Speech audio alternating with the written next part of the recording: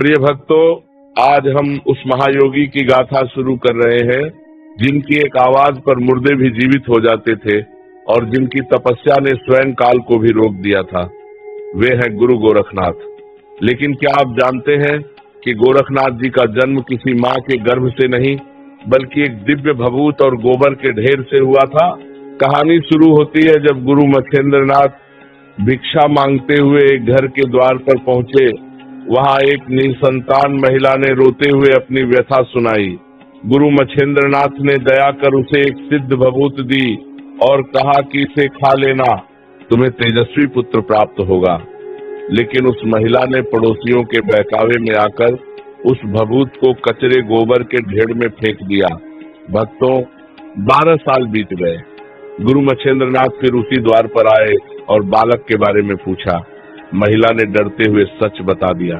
गुरु मच्छेंद्रनाथ उसे उस गोबर के ढेर के पास ले गए और ऊंची आवाज में पुकारा, चलो गोरख।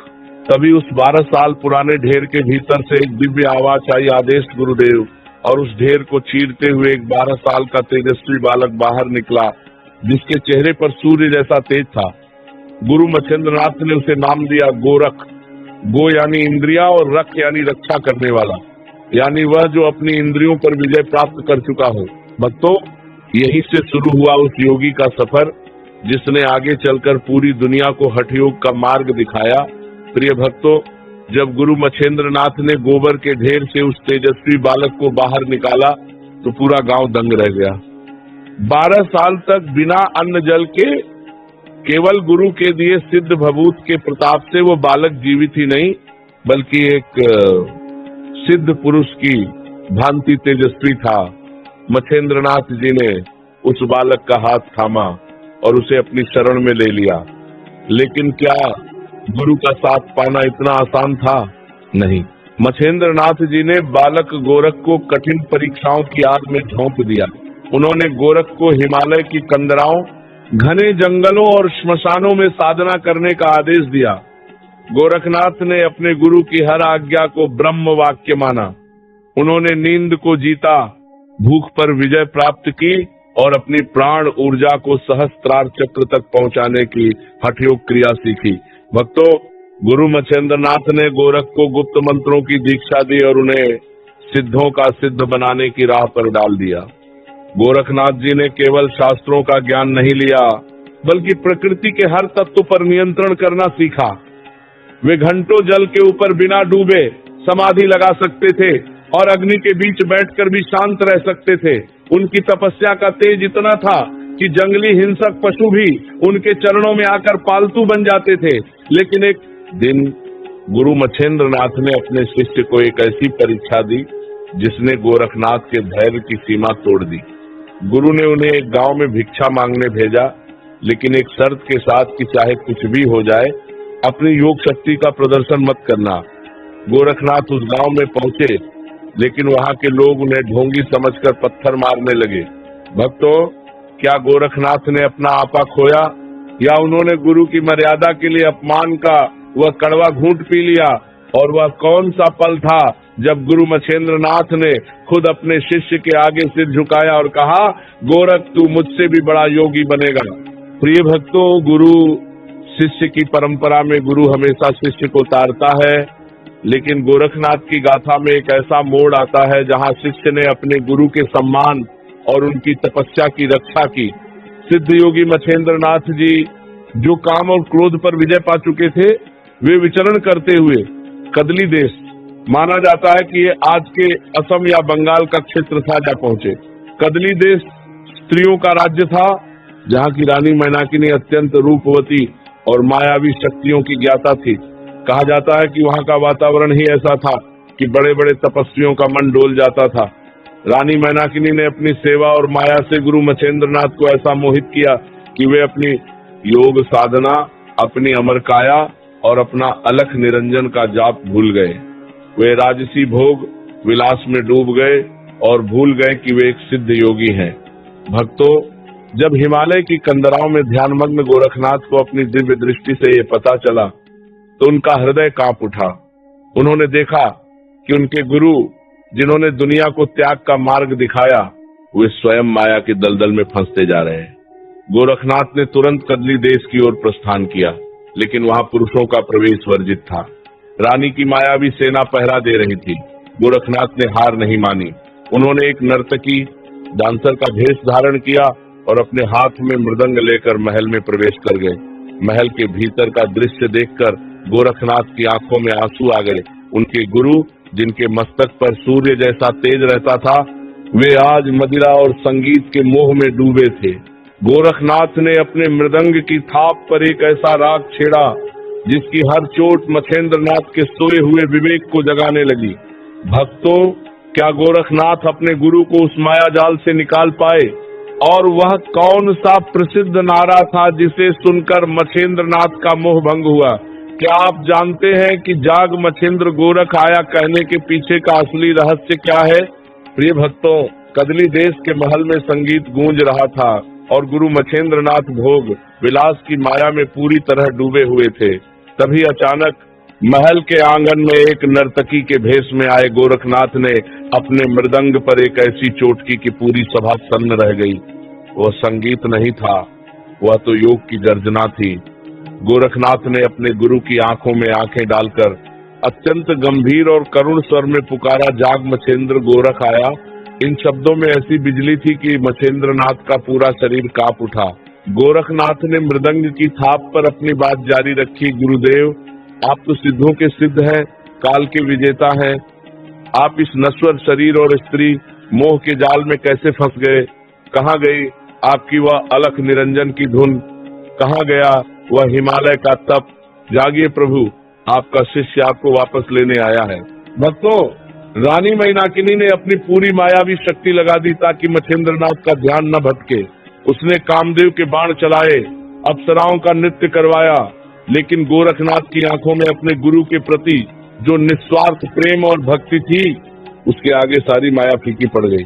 गोरखनाथ ने चिल्लाकर कहा, गुरुदेव, यह शरीर मिट्टी है, यह राजपाट सपना है। असली सुख तो उस परम पद में है जिसे आपने मुझे सिखाया था। जाग मछेंद्र गोरख आया। जैसे ही गोरखनाथ ने तीसरी बार ये हुंकार भरी, मछेंद्रनाथ की आंखों से माया का पर्दा हट गया। उन्हें अपनी दिव्य शक्तियों का स्मरण हुआ। उन्होंने झटके से अपना राजसी मुकुट उतारा और अपनी गद्दी छोड़ दी। उन्होंने देखा कि उनका प्रिय शिष्य, जिसे उन्होंने गोबर के ढेर से निकाला था, आज वही उनका उद्धारक बनकर खड़ा है। भक्तों, गुरु और शिष्य का वह मिलन आज भी योग के इतिहास में स्वर्ण अक्षरों में लिखा है। मछेंद्रनाथ ने गोरख को गले लगाया और कहा, गोरख, आज तूने सिद्ध कर दिया कि चेला गुड़ ही रहा, पर तू चीनी बन गया। तूने आज अपने गुरु को नया जन्म दिया है। लेकिन भक्तों, क्या रानी मैनाकिनी इतनी आसानी से हार मान गई? और जब गुरु शिष्य वहां से निकलने लगे तो रास्ते में एक सोने की शिला का वो कौन सा चमत्कार हुआ जिसने गोरखनाथ के वैराग्य की अंतिम परीक्षा ली? प्रिय भक्तों, गुरु मछेंद्रनाथ को माया जाल से मुक्त कराने के बाद गोरखनाथ ने ठान लिया था कि अब योग केवल गुफाओं और कंदराओं तक सीमित नहीं रहेगा। उन्होंने गुरु के चरणों की धूल माथे पर लगाई और एक ऐसे संप्रदाय की नींव रखी जिसने जाति पाति और ऊंच नीच के हर बंधन को तोड़ दिया। इसे ही हम नाथ संप्रदाय के नाम से जानते हैं। गोरखनाथ जी ने देखा कि उस समय समाज पाखंड और बारी दिखावे में फंसा हुआ था। उन्होंने नारा दिया, अलख निरंजन, यानी वह परमात्मा जो अदृश्य है और बेदाग है।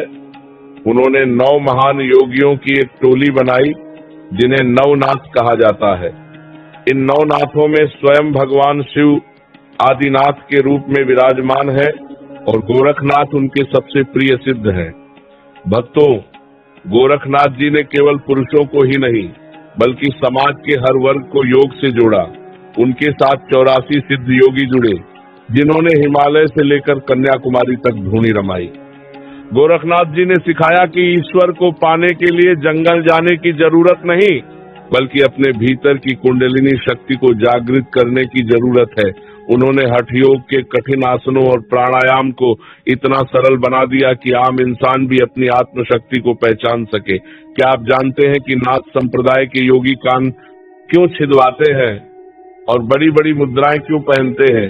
उन्हें कनफटा योगी कहा जाता है। गोरखनाथ जी ने कान की एक विशेष नस को चीरकर उसमें कुंडल पहनने की परंपरा शुरू की, जिससे योगी की श्रवण शक्ति और एकाग्रता कई गुना बढ़ जाती है। यह कोई फैशन नहीं बल्कि एक गहरा वैज्ञानिक तंत्र था। भक्तों, गोरखनाथ जी का प्रभाव इतना बढ़ा कि बड़े बड़े राजा अपना मुकुट उतारकर उनके चरणों में झोली फैलाने लगे।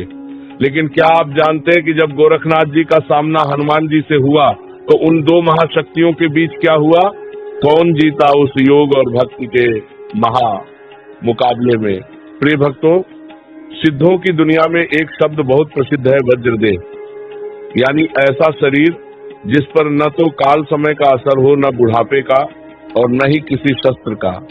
गुरु गोरखनाथ जी इसी अमर काया के स्वामी थे। उन्होंने दुनिया को बताया कि हठ योग केवल कसरत नहीं बल्कि शरीर को पारस बनाने की एक गुप्त रसायन विद्या है। गोरखनाथ जी का मानना था कि हमारा शरीर कच्ची मिट्टी के घड़े जैसा है, यदि इसे योग की अग्नि में न तपाया जाए तो ये समय के साथ गल जाएगा। उन्होंने अपनी साधना से खेचरी मुद्रा सिद्ध की थी। क्या आप जानते हैं खेचरी मुद्रा क्या है? यह योग की वह गुप्त क्रिया है जिसमें जीभ को उलटकर तालू के ऊपर ले जाया जाता है, जहां से अमृत की धार टपकती है। गोरखनाथ जी ने इसी सोमरस का पान करके अपनी मृत्यु को जीत लिया था। भक्तों, एक बार की बात है, गुरु मछेंद्रनाथ ने गोरखनाथ की परीक्षा लेनी चाहिए। उन्होंने गोरखनाथ के शरीर पर अपनी गदा से प्रहार किया, लेकिन जैसे ही गदा गोरखनाथ की देह से टकराई, वह किसी पत्थर से टकराने जैसी आवाज के साथ पीछे हट गई। गोरखनाथ का शरीर लोहे वज्र के समान कठोर हो चुका था। उनके रोम रोम से प्राणवायु का ऐसा संचार होता था कि भूख, प्यास और नींद उन्हें छू भी नहीं पाती थी। गोरखनाथ जी ने गोरख संहिता में लिखा है कि जो योगी अपने बिंदु प्राण ऊर्जा को ऊर्ध्वगामी बना लेता है वह साक्षात शिव का रूप हो जाता है। उन्होंने केवल खुद को अमर नहीं बनाया बल्कि कायाकल्प की ऐसी विधियां खोजी जिससे बीमार और वृद्ध शरीर को भी पुनः युवा किया जा सके। उनकी दृष्टि मात्र से मुर्दा शरीर में भी प्राण फूंके जा सकते थे। भक्तों, गोरखनाथ जी की यह अमर काया आज भी सूक्ष्म रूप में हिमालय की गुफाओं में विचरती है। लेकिन क्या आप जानते हैं कि जब गोरखनाथ जी का सामना भगवान हनुमान से हुआ तो उन दो महाशक्तियों के बीच क्या संवाद हुआ? क्यों हनुमान जी ने गोरखनाथ को अपनी पूंछ से घेर लिया था और उस महाशक्ति के सामने गोरखनाथ ने क्या किया? प्रिय भक्तों, सिद्धों की कथाओं में एक बहुत ही अद्भुत प्रसंग आता है जब योगेश्वर गोरखनाथ का सामना साक्षात पवन पुत्र हनुमान जी से हुआ। दोनों ही अमर हैं, दोनों ही अष्ट सिद्धि और नवनिधि के ज्ञाता हैं। कहते हैं कि गोरखनाथ जी अपनी साधना के बल पर त्रिलोक में विचरण कर रहे थे और उनके भीतर अपनी योग शक्ति का थोड़ा सूक्ष्म अहंकार जागृत होने लगा था। रास्ते में उन्हें एक वृद्ध वानर लेटा हुआ मिला जिसकी पूंछ मार्ग में फैली थी। गोरखनाथ जी ने आदेश दिया, ऐ वानर, अपनी पूंछ रास्ते से हटा, मुझे मार्ग दे। वानर ने आंखें खोलकर बड़े धीरज से कहा, योगीराज, मैं वृद्ध हूँ, मुझ में शक्ति नहीं है, आप स्वयं ही इस पूंछ को हटाकर आगे बढ़ जाइए। गोरखनाथ मुस्कुराए और उन्होंने अपने हाथ से पूंछ हटाने की कोशिश की, लेकिन पूंछ टस से मस नहीं हुई। भक्तों, गोरखनाथ जी ने अपनी पूरी योग शक्ति लगा दी, हठ योग के मंत्र फूंके, लेकिन वह पूंछ जैसे हिमालय की तरह जमीन में धंस गई थी। गोरखनाथ समझ गए कि यह कोई साधारण वानर नहीं है। उन्होंने अपनी दिव्य दृष्टि से देखा तो सामने साक्षात बजरंगबली मुस्कुरा रहे थे। गोरखनाथ तुरंत उनके चरणों में गिर पड़े। हनुमान जी ने अपना असली रूप धरा और गोरखनाथ को गले लगा लिया। हनुमान जी ने गोरखनाथ से कहा, योगी राज, योग शक्ति महान है, लेकिन भक्ति के बिना योग अधूरा है। अहंकार योग का सबसे बड़ा शत्रु है। तब गोरखनाथ जी ने हनुमान जी से प्रार्थना की कि वे उन्हें अपनी भक्ति का कुछ अंश दें। कहते हैं कि हनुमान जी ने गोरखनाथ को अपनी लंगोट का एक टुकड़ा दिया, जिसे गोरखनाथ ने अपनी शैली गले का जनेऊ में धारण किया। भक्तों, यही कारण है कि नाथ संप्रदाय के योगी हनुमान जी को अपना दादा गुरु मानते हैं और बजरंग बाण का पाठ नाथों की साधना का मुख्य अंग है। योग और भक्ति का यह संगम ही गोरखनाथ जी को सिद्धों का शिरोमणि बनाता है। लेकिन क्या आप जानते हैं कि जब गोरखनाथ जी नेपाल पहुंचे तो उन्होंने पूरे देश का पानी रोक दिया था? क्यों? गोरखनाथ ने बादलों को अपनी गद्दी के नीचे दबा लिया और 9 साल तक अकाल पड़ा रहा। क्या था उस हट के पीछे का बड़ा उद्देश्य? प्रिय भक्तों, गुरु गोरखनाथ की गाथा का सबसे विस्मयकारी अध्याय नेपाल की धरती से जुड़ा है। कहते हैं कि गोरखनाथ जी भिक्षा मांगने नेपाल की राजधानी काठमांडू पहुंचे, लेकिन वहां के अहंकारी राजा और जनता ने एक सिद्ध योगी का उचित सत्कार नहीं किया। गोरखनाथ जी ने समाज को सत्य और भक्ति का पाठ पढ़ाने के लिए एक ऐसी लीला रची जिसने प्रकृति के चक्र को ही रोक दिया। गोरखनाथ जी ने अपनी योग शक्ति से 9 नागों बादलों के देवताओं को सम्मोहित किया और उन्हें अपनी कुशा की गद्दी के नीचे दबाकर आसन लगा लिया। जैसे ही 9 नाग कैद हुए, नेपाल के आकाश से बादल गायब हो गए। 1 साल बीता, 2 साल बीते और देखते ही देखते 12 साल तक नेपाल में बूंद भर वर्षा नहीं हुई। नदियां सूख गईं, खेत बंजर हो गए और हाहाकार मच गया। भक्तों, बड़े बड़े तांत्रिक और पंडित हार गए, लेकिन गोरखनाथ का आसन टस से मस नहीं हुआ। अंत में राजा को अपनी गलती का एहसास हुआ। तब विद्वानों ने सलाह दी कि गोरखनाथ जी के गुरु मछेंद्रनाथ जी को बुलाया जाए, क्योंकि केवल गुरु ही अपने शिष्य को आसन से उठा सकते हैं। जब मछेंद्रनाथ जी नेपाल की सीमा पर पहुंचे तो अपने गुरु के आगमन की भनक लगते ही गोरखनाथ जी मर्यादावश अपने आसन से खड़े हो गए। जैसे ही गोरखनाथ जी खड़े हुए, उनकी गद्दी के नीचे दबे हुए 9 नाग आध होकर आकाश में उड़ गए। क्षण भर में काली घटाएं छा गईं और मूसलाधार वर्षा शुरू हो गई। पूरा नेपाल खिल उठा। राजा गोरखनाथ के चरणों में गिर पड़ा। गोरखनाथ जी ने संदेश दिया, अहंकार और अनादर का फल अकाल होता है और संत की सेवा ही असली वर्षा है। भक्तों, आज भी नेपाल के लोग गुरु गोरखनाथ को अपना राष्ट्र देवता मानते हैं। वहाँ के सिक्कों पर आज भी गोरखनाथ के चरण चिन्ह अंकित है। लेकिन क्या आप जानते हैं कि जब गोरखनाथ जी हिमाचल की पहाड़ियों में पहुंचे तो उन्होंने माता ज्वाला देवी से एक ऐसी शर्त रखी थी जिसका पानी आज भी खौल रहा है। क्या है उस खिचड़ी के अक्षय पात्र का रहस्य जो आज भी अधूरा है?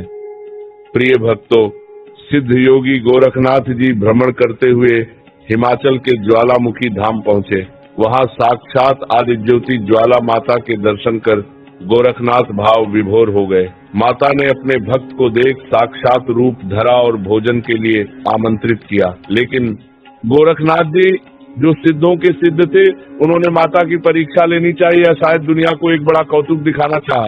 गोरखनाथ जी ने माता से कहा, माँ, आप जगदम्बा है, मैं आपका योगी पुत्र हूँ, मैं भोजन अवश्य करूंगा, लेकिन मेरी एक शर्त है, आप केवल जल गर्म कीजिए, मैं भिक्षा मांगकर खिचड़ी लेकर आता हूँ। जब तक मैं वापस न आऊं आप जल को उबालती रहिएगा। माता मुस्कुराई और उन्होंने अपनी दिव्य ज्योति से जल को गर्म करना शुरू कर दिया। भक्तों, गोरखनाथ जी वहां से भिक्षा मांगने निकले और सीधे कांगड़ा के पास गोरख डिब्बी नामक स्थान पर चले गए। वे वहां अपनी धुनी रमाकर समाधि में लीन हो गए और वापस नहीं लौटे। इधर सदियां बीत गईं, युग बदल गए, लेकिन माता ज्वाला आज भी अपने उस योगी पुत्र के इंतजार में जल को उबाल रही है। आज भी जब आप ज्वाला देवी मंदिर जाते हैं तो वहाँ एक खौलता हुआ जलकुंड गोरख डिब्बी दिखाई देता है। आप अपनी आंखों से देखेंगे कि जल खौल रहा है, उसमें से भाप निकल रही है, लेकिन जैसे ही आप उस जल को छुएंगे वह एकदम शीतल ठंडा महसूस होगा। ये विज्ञान के लिए आज भी एक बहुत बड़ा रहस्य है, लेकिन भक्तों के लिए यह गोरखनाथ जी की योग माया और माता के धैर्य का अटूट प्रमाण है। कहते हैं कि कलयुग के अंत में जब गोरखनाथ जी वापस लौटेंगे तब वह खिचड़ी पकेगी। इसी मान्यता के कारण आज भी मकर संक्रांति के दिन पूरी दुनिया से लोग उत्तर प्रदेश के गोरखपुर आते हैं और बाबा गोरखनाथ को खिचड़ी चढ़ाते हैं। लेकिन भक्तों, क्या आप जानते हैं कि वह गोरखपुर का स्थान कहां से आया? क्यों गोरखनाथ जी ने उस विशेष भूमि को अपनी तपस्थली चुना और कैसे एक वीरान जंगल आज दुनिया का सबसे बड़ा नाथपीठ बन गया? प्रिय भक्तों, जब गुरु गोरखनाथ जी ज्वाला देवी के दरबार से भिक्षा मांगने निकले तो वे विचरण करते हुए उत्तर प्रदेश के तराई क्षेत्र के घने जंगलों में आ पहुंचे। राप्ती नदी के तट पर स्थित यह स्थान उस समय एकांत और साधना के लिए सबसे उत्तम था। गोरखनाथ जी ने यहीं अपनी अक्षय धुनी अखंड ज्योति रमाई और